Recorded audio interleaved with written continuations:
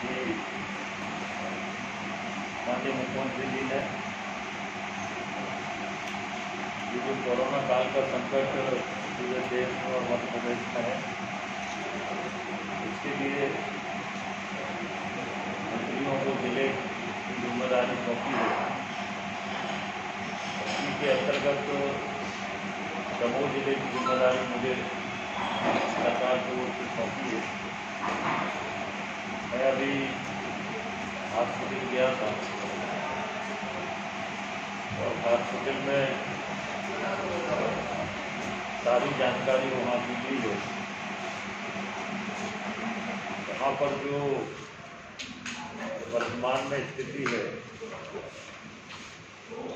वो उनके पास D type cylinder 194 उपलब्ध है और 200 सिलेंडर का उन्होंने ऑर्डर दिया हुआ। डी टाइप के सिलेंडर उनके पास 106 उपलब्ध है। फीवर क्लिनिक में जो इनका वर्तमान में टेस्ट हो रहे हैं तो 350 से 400 के बीच में टेस्ट हो रहे हैं।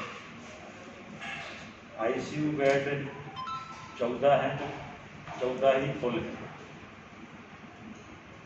वेंटिलेटर 5 है, जिसमें से 3 पेशेंट वेंटिलेटर पर हैं। बाईपैप पे 5 हैं, 3 मरीज बाईपैप पे हैं। हाई मास्क 100 है, जिसमें से 6 मरीज हाई मास्क में हैं। कुल कोविड मरीज जो वर्तमान में एडमिट हैं विद आईसीयू वो 214 है। वर्तमान में जो ऑक्सीजन कंसंट्रेटर हैं ये 23 इनके पास उपलब्ध हैं। इसका भी ऑर्डर उन्होंने दिया हुआ। कुल अधिकारी चिकित्सा अधिकारी 19 पदस्थ हैं और चिकित्सा विशेषज्ञ 3 पदस्थ हैं।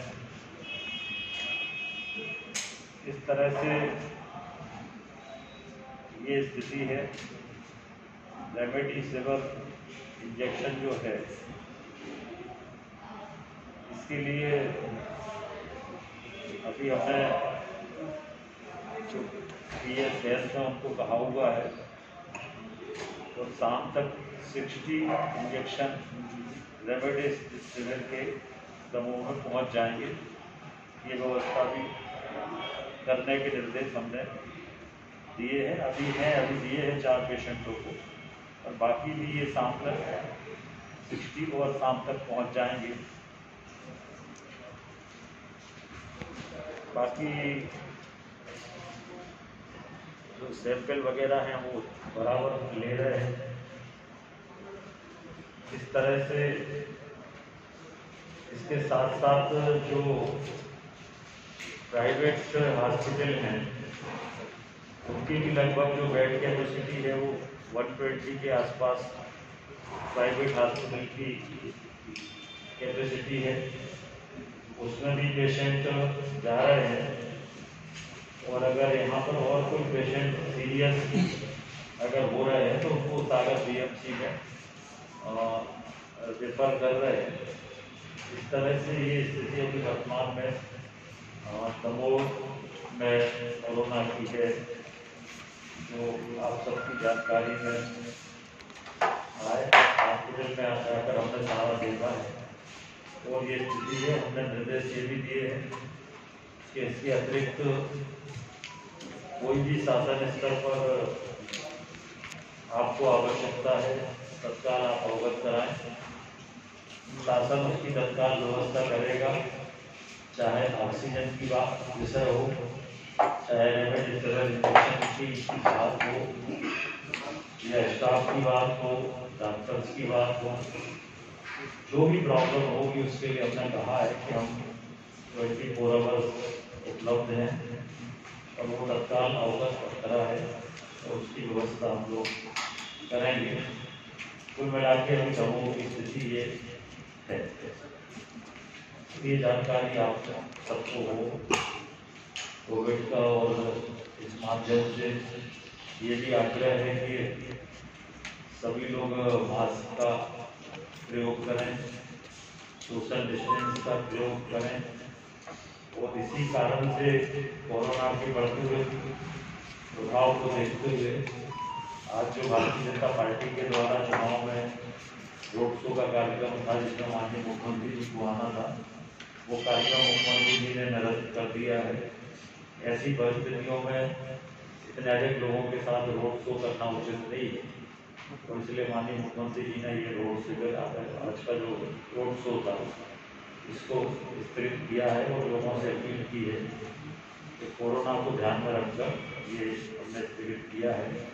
कार्यकर्ताओं को उन्होंने आग्रह किया है कि चूंकि चुनाव है और हमें मतदाताओं के पास जाना है, इसलिए कार्यकर्ता व्यक्तिगत साथ लोगों के घर पर जाकर संपर्क करें, कोई बड़े आयोजन ना करें। ये अपील भी माननीय मुख्यमंत्री जी ने की है। तो इस तरह से दमोह में हम लोग लगातार ये कोशिश कर रहे हैं कि कोविड के पेशेंट ना बढ़े, और जो पेशेंट है उनको तत्काल इलाज की व्यवस्था हो, कोई कठिनाई ना हो, टेस्ट समय पे हो, इसके लिए भी हम लोग कोशिश कर रहे हैं।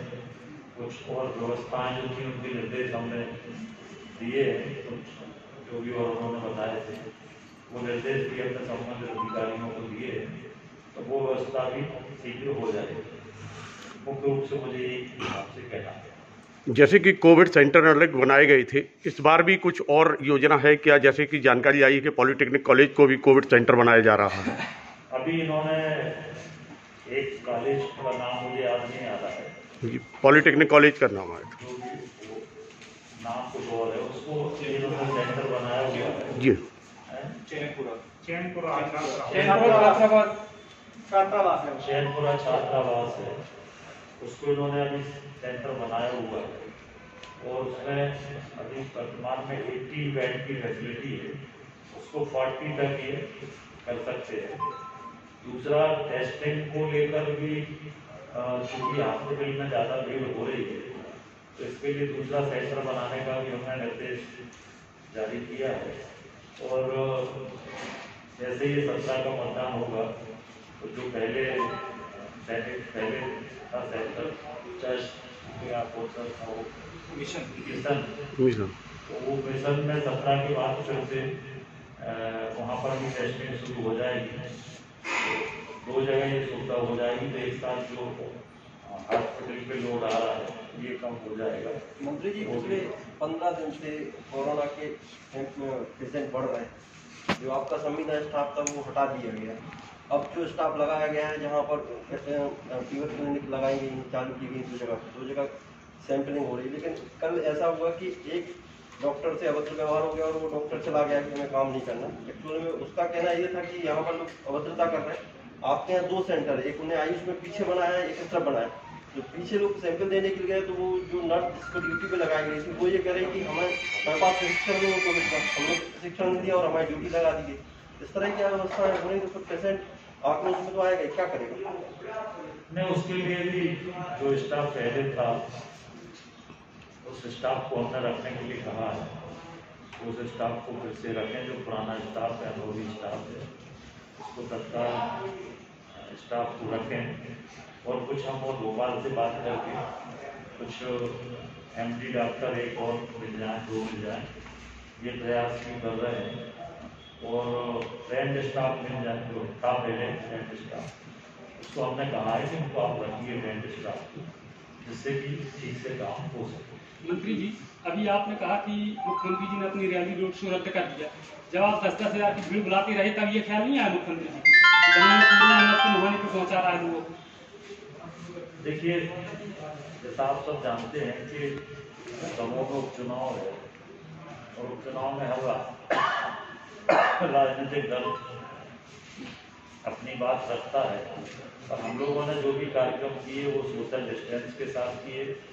मास्क हम लोगों ने बिना मास्क के किसी को भी कार्यक्रम में प्रवेश नहीं दिया, मास्क लगा के ही हम लोगों ने प्रवेश दिया। और पूरी तरह से सोशल डिस्टेंस का पालन करके ही कार्यक्रम हम लोगों ने किए हैं, जिससे कि कोरोना से कठिनाई ना हो। सर, आप चुनाव प्रभारी हैं, क्या लगता है उस चुनाव में आपके प्रत्याशी की जीत होगी, कितने मतों से होगी, क्या? देखिए, जहाँ तक चुनाव का सवाल है तो चुनाव पूरा एक तरफा है। मतदाता इस बात को समझता है कि हमारा वोट का उपयोग हो, हम ऐसी जगह वोट दे दें जहाँ से हम दमों के लिए कुछ ना कर पाए और दमों का विकास रुक जाए। इसलिए मतदाता ने मानस बनाया है कि दमों के विकास के लिए वो सरकार के साथ जाएंगे और जिससे कि दमों का विकास प्रभावित ना हो। मैं दावे के साथ कह सकता हूँ कि दमों के जो चुनाव के परिणाम आएंगे वो परिणाम अपेक्षा से अधिक आएंगे और बड़े अंतर से हमारी जीत दमोह विधानसभा के चुनाव में होगी। कांग्रेस कहीं मुकाबले में नहीं है। पिछले दिनों कांग्रेस के अनेक नेता आकर चले गए, वो सभा तक नहीं कर पाए, दमोह के अंदर कार्यक्रम नहीं कर पाए।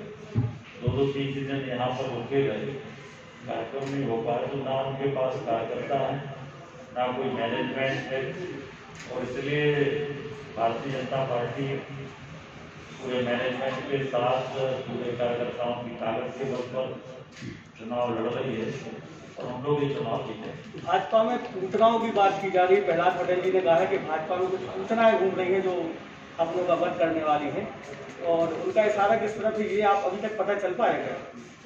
देखिए, इसको लोगों ने गलत उसमें समझा है। उन्होंने जो उदाहरण दिया था वो पूछना का तात्पर्य ये था, विदर्गाती सही सुन लें, उसका तात्पर्य ये था कि लोग रूप बदल के और लोगों को गुमराह करने का कोशिश करते हैं कांग्रेस के लोग, और इसलिए ऐसे लोगों से सावधान रहें जो रूप बदल के आते हैं। जैसा पूतना माँ का रूप रख के गई थी और भगवान को जहर खिला दिया था, तो इसी तरह से कांग्रेस के लोग रूप बदल कर लोगों के बीच में आते हैं और जहर फैलाने का काम करते हैं। तो ऐसी पूतनाओं से बचने के लिए उन्होंने कहा था, इसका और कोई अर्थ नहीं। सर, उन्होंने अपनी सूचनाओं में ये भी स्पष्ट किया है कि भाजपा के जिलाध्यक्ष को किसने नहीं बनने दिया, जिला पंचायत अध्यक्ष के बेटे के ऊपर हत्या का मामला किसने दर्ज कराया, ये भी इशारे हैं। तो क्या ये कांग्रेसियों ने भाजपा के जिलाध्यक्ष को नहीं बनने दिया, इसका क्या माने आप? नहीं, इसका असर ये नहीं है। उन्होंने अपनी बात कही कि वो क्या चाहते थे, कुछ चीजें जो नहीं हो पाई वो चाहते थे, और इसलिए उन्होंने अपनी व्यक्तिगत जो राय थी वो उन्होंने वहाँ पर रखी है और इसमें कोई अपनी हम सब जानते हैं मतलब उनकी व्यक्तिगत राय को सूचनाओं से न जोड़ा जाए, ये आपका कहना है? नहीं, सूचनाओं से जोड़ने का सवाल ही नहीं है। सवाल इस बात का है कि उन्होंने जो बात पार्टी में रखी थी वो बात उन्होंने वहाँ पर कही, और प्रहलाद जी हम सब जानते हैं कि वो स्पष्टवादी हैं, जो बात कहना है खुले रूप से कहते हैं। तो नहीं लगता सर चुनाव के दौरान ज्यादा स्पष्ट बोल दिए? नहीं, कोई स्पष्ट नहीं है और उन्होंने जो बात कही है उसका अर्थ ये नहीं है, इसलिए इसको अन्यथा नहीं करना चाहिए। सर, पार्टी प्रहलाद सिंह को एक बड़ा नेता भी बोल रही है और फिर बोल रही है उनकी व्यक्तिगत राय है। इतने बड़े नेता की व्यक्तिगत राय मायने तो रखेगी किसी व्यक्तिगत राय मैंने नहीं कहा। मैंने ये कहा कि प्रहलाद जी स्पष्टवादी हैं और जो विषय था, जो परिस्थितियां थी वो उन्होंने रखी और उन्होंने ये कहा कि मेरे आने के पहले यहाँ पर लोगों पे कुछ केस, फर्जी केस रजिस्टर्ड होते थे, वो मैंने रुकवाने का काम। तो उन्होंने अपनी उपलब्धियां बताई, तो उपलब्धियां भाषण में कहा कि पिछला चुनाव क्यों हारना पड़ा फिर, और उपलब्धियों में बांध नहीं गिराएंगे, विधानसभा चुनाव क्यों हारना पड़ा, उसके हार के कारण क्या थे, ये सारी ये तो पिछला चुनाव हो गया, उसकी समीक्षा तो कोई मतलब नहीं करने का। पिछला चुनाव सर, उनने अपने विकास कार्यों में बांध लाना, करोड़ों रुपए लाना, ये तो स्वाभाविक है कि सर भाजपा की सरकार रही है और भाजपा के शासन में ही बांध और वो बने हैं, तो वो चीजें उन्होंने कहा कि हम वो नहीं गिनाएंगे, हम तो अपनी सफलताएं ये गिनाएंगे। तो उनका ये कटाक्ष किस पे मानते हैं आप? देखो, कटाक्ष नहीं, तो उन्होंने अपनी स्पष्टवादिता के साथ अपनी बात कही।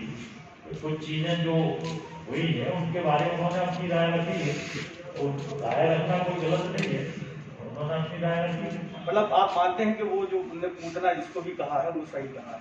मैं सही गलत की बात ही नहीं कर रहा हूँ, मैं ये कह रहा हूँ कि पूतना के पीछे उनका कोई गलत अर्थ है ही नहीं। उदाहरण है राम महाभारत में, भागवत कथा में, जब भी हम लोग भागवत कथा सुनते हैं उसमें हमेशा पूतना का जिक्र आता है। तो ये तो उन्होंने एक कथा का उल्लेख किया है, तो कथा का उल्लेख करने का गलत अर्थ कैसे हो गया?